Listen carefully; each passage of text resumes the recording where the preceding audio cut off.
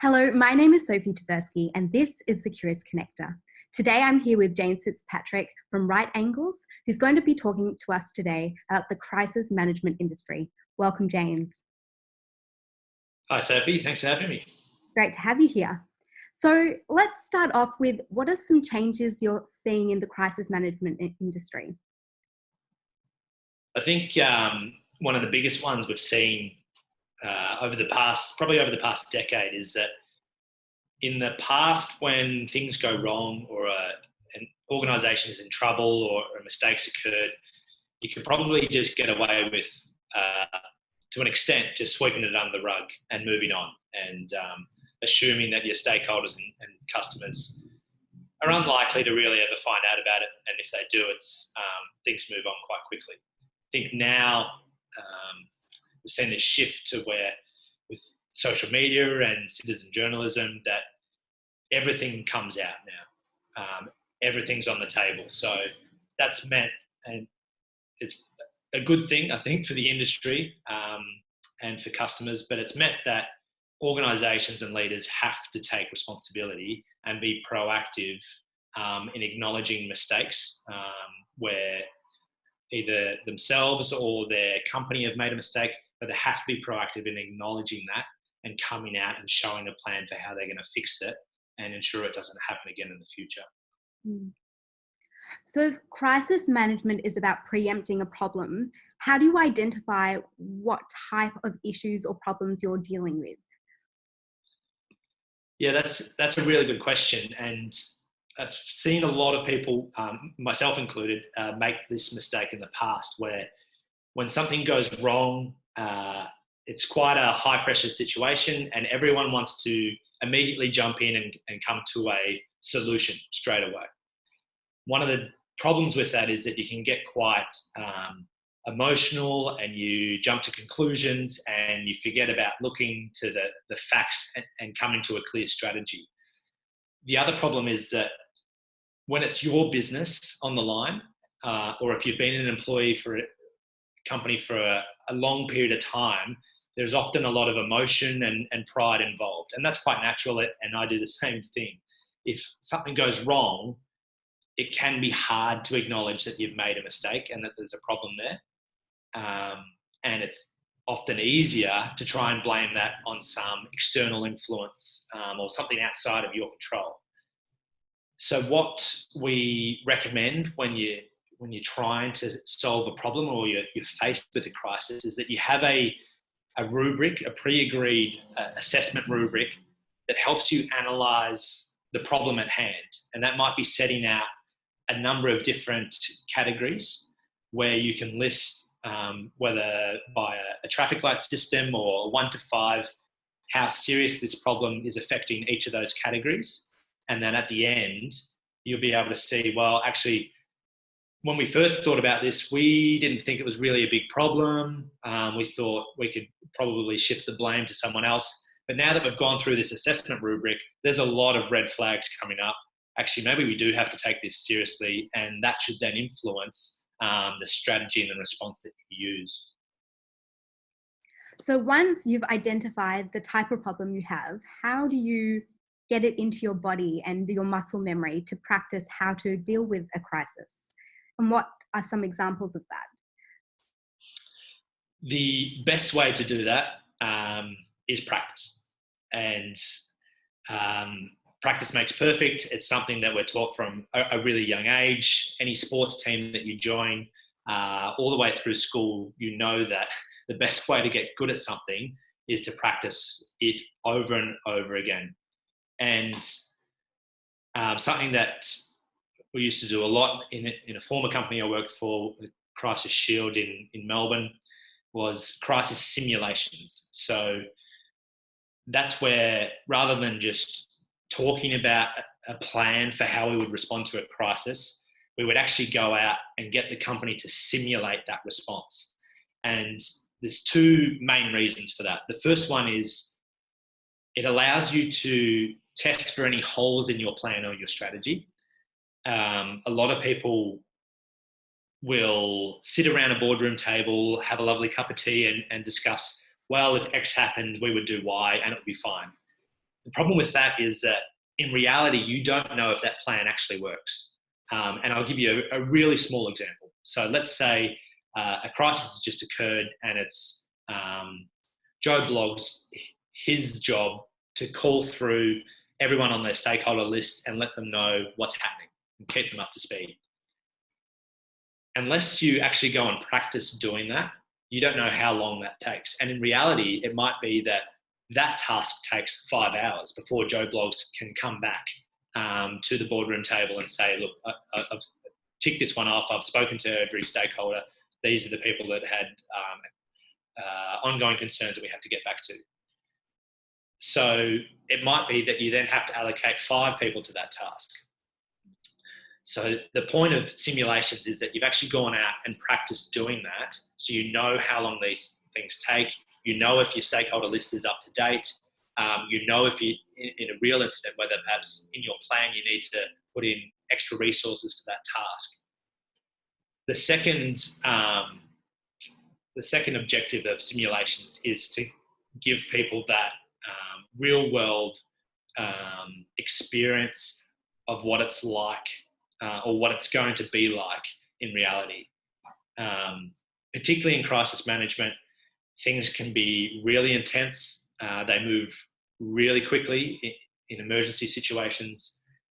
It's high pressure, high stakes kind of stuff. It's really important that people get a feel for what that's like, so that when the real thing happens, they're not stuck like a deer in headlights.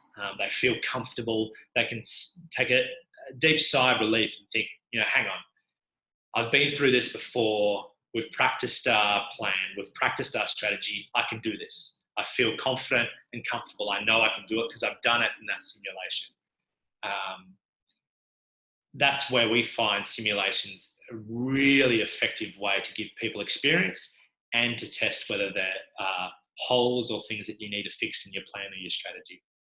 So what might a simulated scenario look like? Do you have actors? Do you have press? What does it give us a sense of what one might look like? Well, as I was saying before, we think it's important to make it as realistic as possible. So that means if we're simulating a crisis, first we're going to go and pick out or work with the organisation to figure out what their most threatening crisis would be. So what's the crisis that would cause the most damage for that company? And then sort of even that out with what's the one that's most likely to occur. So then you're picking an incident type that you really need to be prepared for. Let's say it's a university or a stadium or a hospital. It doesn't really matter. And one of their risks might be it could be a fire, or it could be an active aggressor. So someone comes into their reception with a weapon. It could be a bomb threat. What we'll do is write out what would be involved in that scenario. We'll bring it along a minute by minute run sheet for how that scenario might unfold. And then we'll build those injects to get the organisation to respond to on a minute by minute basis. So that would involve bringing in actors who might simulate the active aggressor. It'll be bringing in fake press packs. So once the story breaks, having journalists rock up at reception or in the media centre with cameras and lights. It will be having different stakeholders call in to different departments. So getting the press to call in, getting the local schools to call in, getting the government to call in, getting the industry reps to call in. And that way, the organisation has to practice responding to each of those different stakeholders. They have to practice what they would do in reality to manage an media pack as they arrive on scene. And it gets them, or gives them, the opportunity to put their plan into action and practice putting that into action. And what role do feedback loops play in this?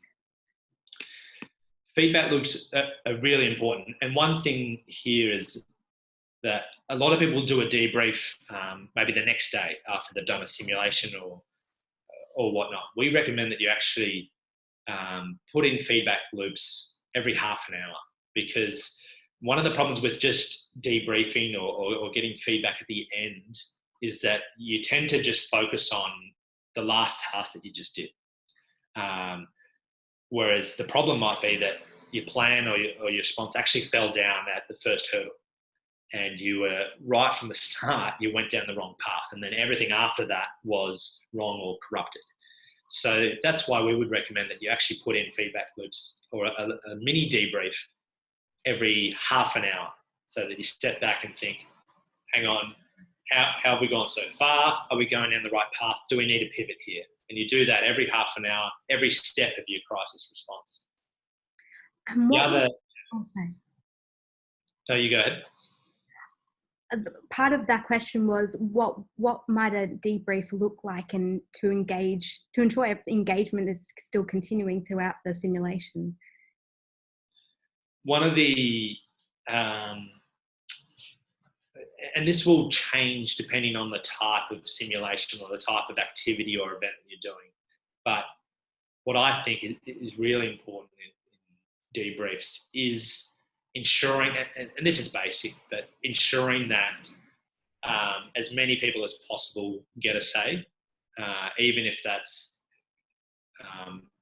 one or two lines about how they feel they're going, and perhaps what their department or their unit's working on, and what's troubling them the most, to make sure that that's getting tracked along the way, and that they feel that they have that opportunity to have their say, but that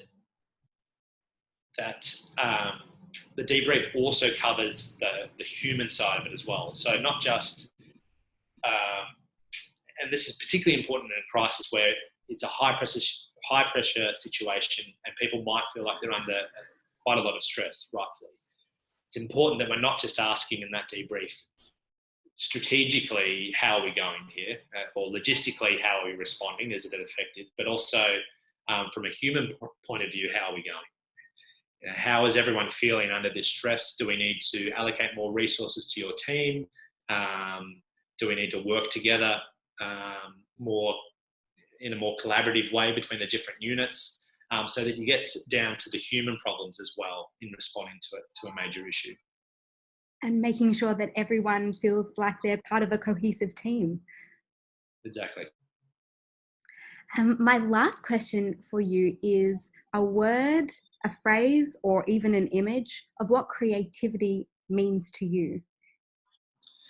Yeah, so the background to this line, and this is a line that I'm quite passionate about, is that,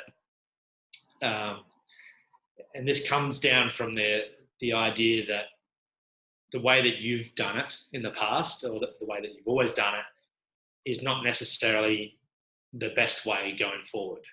And this is a really hard skill to master, because it acknowledges, or it involves you acknowledging that perhaps you're wrong, or that your approach is not as creative as others, or that it's perhaps a little bit outdated. And it comes from, the foundations of this theory come from a philosopher called Dan Cohen, and he's a philosopher who started the art of argument for decades, and more recently Cohen has concluded that the traditional approach to an argument or a discussion, approaching it like war with a victor and a loser, is flawed.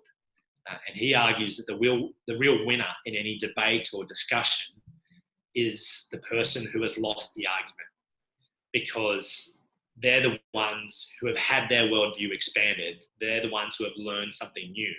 And after all, knowledge is power. So the loser of the argument is the one more likely to be learning something new, whereas the winner is just sustaining knowledge they already had, or that they already knew to be true. So I think that in that is a secret to unlocking creativity. And the phrase that I would generate out of that is that people should be willing to go into a debate, willing to lose it if need be, and accept that your way and the way you've always done it is not necessarily the best way going forward. And I think that allows for new ideas to come into the room, and it allows for new strategy and new approaches going forward. But it is a really hard thing to master because you have to put your pride and your experience to one side. What a fantastic way to finish. Thank you, James, for taking the time to speak to us about crisis management, simulations, really understanding problems before they occur and understanding how to categorize them, and really how to create cohesive teams in times of great, where there are high stakes situations. Thank you so much, James. Thanks for having me, Sophie.